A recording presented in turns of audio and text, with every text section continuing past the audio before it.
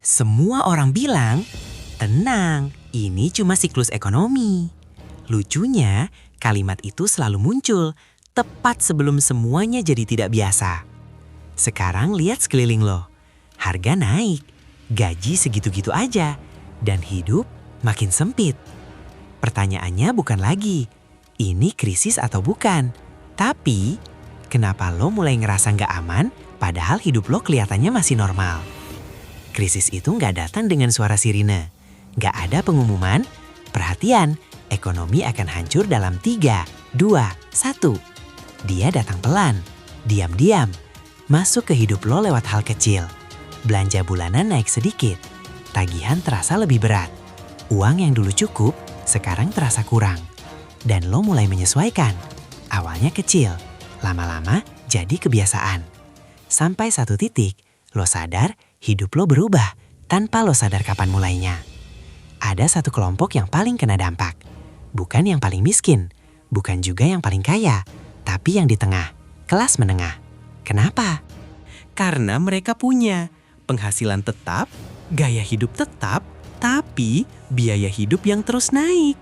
Dan masalahnya, mereka sering terlihat baik-baik saja. Padahal di balik itu, tabungan mulai terpakai, pengeluaran makin dikontrol, dan rasa aman mulai hilang. Ini yang bahaya, karena krisis paling nyata bukan saat lo jatuh, tapi saat lo perlahan turun tanpa sadar. Ada satu orang, kerja kantoran biasa, gaji cukup, hidup normal. Sampai 1 tahun terakhir, dia mulai merasa aneh.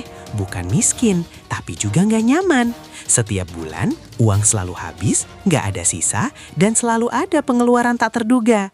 Dia bukan gagal, dia cuma belum siap. Dan itu terjadi ke banyak orang. Sekarang bayangin ini, kalau besok perusahaan mulai efisiensi, pengurangan karyawan, atau penghasilan lo tiba-tiba turun, berapa lama lo bisa bertahan? 1 bulan? 3 bulan, atau bahkan nggak sampai itu. Kalau pemasukan berhenti, hidup lo masih jalan atau langsung berhenti? Kebanyakan orang fokus ke satu hal, gimana caranya nambah uang. Itu penting, tapi bukan satu-satunya. Karena masalah utama bukan cuma penghasilan, tapi pemenuhan yang nggak terkendali, gaya hidup yang dipaksakan, dan ketergantungan penuh pada satu sumber uang. Ini kombinasi yang berbahaya. Karena saat satu bagian goyah, semuanya ikut jatuh. Sekarang kita masuk ke hal yang jarang dibahas. Cara bertahan. Bukan teori, tapi langkah nyata. Mulai dari yang sederhana. Kurangi pengeluaran yang nggak penting. Bukan yang terlihat penting tapi sebenarnya enggak.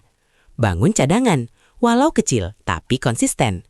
Kurangi ketergantungan. Jangan semua kebutuhan lo bergantung pada uang. Dan yang paling penting, mulai mikir jangka panjang. Bukan cuma ini, tapi 6 bulan ke depan, 1 tahun ke depan.